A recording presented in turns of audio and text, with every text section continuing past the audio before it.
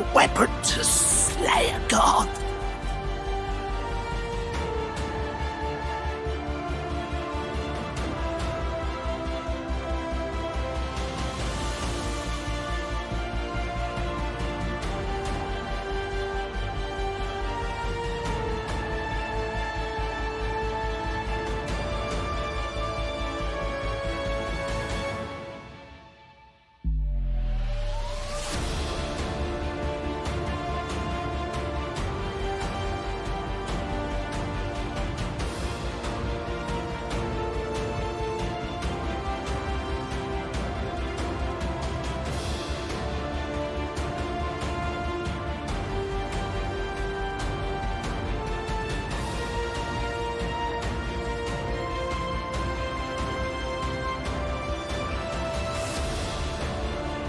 Now wield it and kill them.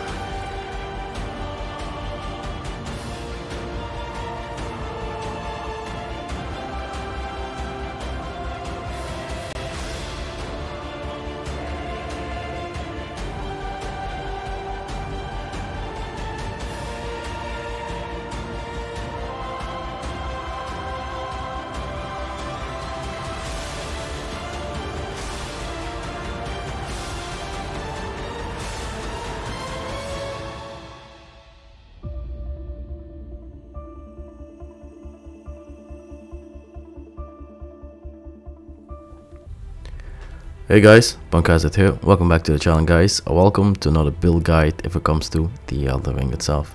Today I got something very unique to showcase to you, like you saw in the intro video. A build that I love to call the Juggernaut.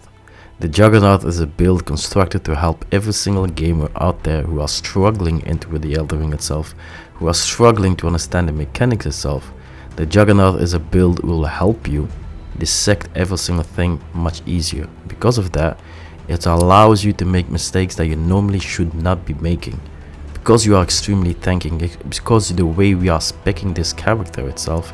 Yes, I'm not above any overpower level. I am literally only 150 power level. I am literally right now in these images you are watching a New Game Plus 2 and beyond.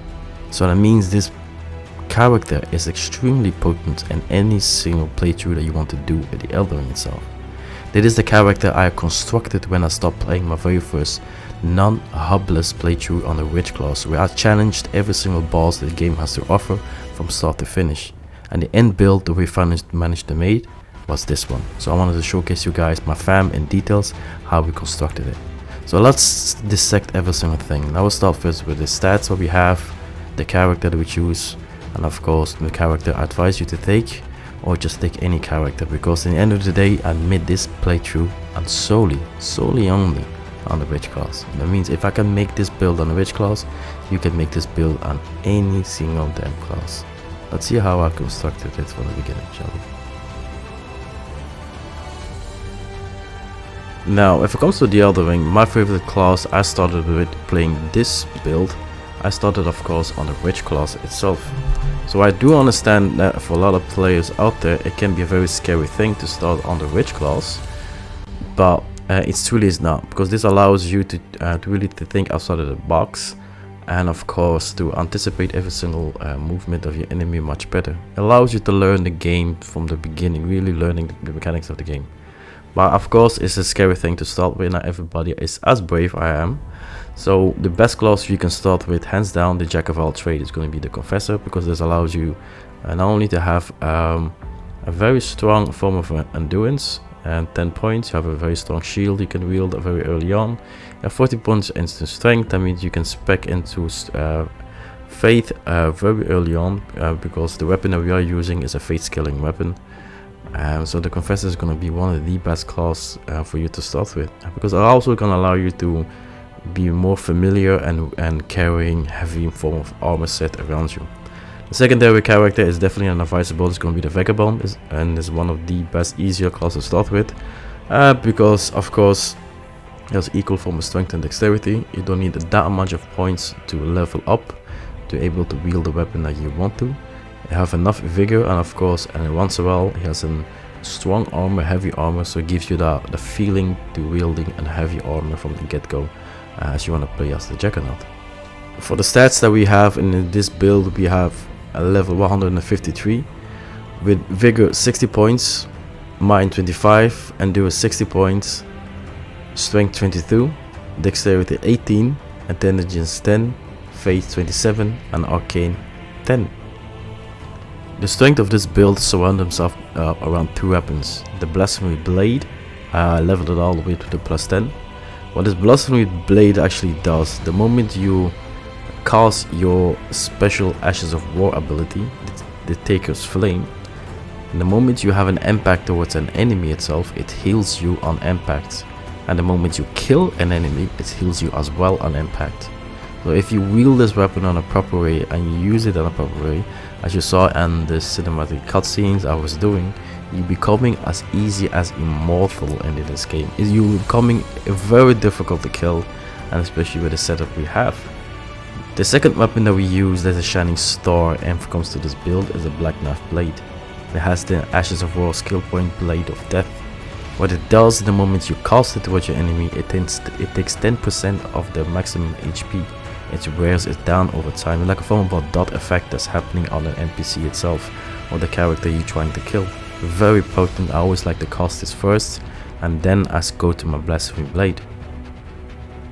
For the casting enchantment that we use, it really depends on how you spec it afterwards, because we only stop on 150 points. We're using only the finger seals just to cast the abilities that we want to cast.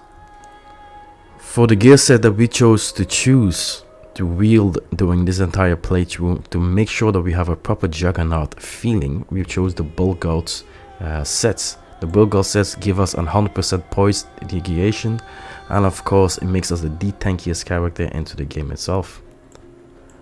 To be able to wield this on a proper way, and the talisman we're wielding the Shard of Alexander, the Dragon Quest Talisman Shield, we're wielding the Godfrey Icon, and we have the Fire Scorpion Charm in our disposal.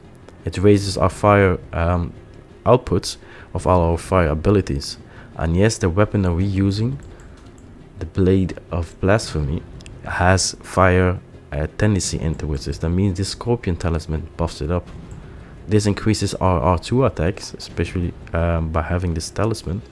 This because we have a lot in form of close quarter combat. We have the Dragon Quest Shield Talisman at our disposal, but this is a flex spot. You can use any form of other talisman that you wield and you see that is fittable to your own playstyles. Because we are spec'd in the way we are spec'ing, we are very much in close quarter combat, so we're wielding the Dragon Quest Talisman.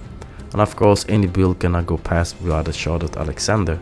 That greatly boosts your attack power of your skills. That means your R2 special attack of your Ashes of War. For a Flask of Wandering Physic, we're using the Curial and Hidden Tear. This eliminates all the FP consumptions. That means I have like 2 minutes time to cast all my abilities without me worrying about my HP wearing down or my FP wearing down. This blocks every single form of FP consumptions whatsoever. And add another boost on my fire attacks with the Flame Shrouding Cracked Tears that temporarily boosts my flame attacks. And of course, like once again, the Blasphemy Blade is a flame ability, a form of Ashes of War. The Bull God gear set, you will find it by finishing Patch's questline and the Volcano Manor itself. Patches will ask you to kill a specific tarnish that will bring you to the upper cave level of Lake of Lunaria. There you will find a summoning for summoning stuff in the world of this tarnished. By killing him, you're gonna get, of course, the Bull God Gate armor set. For the Blasphemy Blade, it requires from you to continue in the story of the Volcano Manor by defeating Rykard, and you will get, of course, your Blasphemy Blade. Now, if it comes to the Black Knife Talisman, you will find it right here on this location I'm showcasing you on the map right now, in the Saint Hero's Grave. You're gonna find a Black Knife Assassin in front of it. By killing him, he's gonna drop you, of course, the Black Knife itself. Very easy and very simply. I don't have the footage of it, but there is a place you need to go.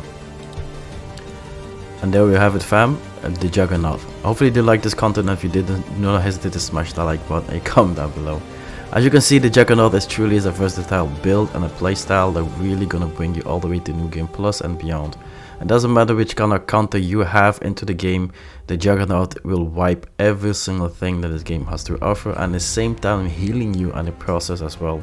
It's a super fun way of playing, it's a versatile way of playing, and I absolutely love it.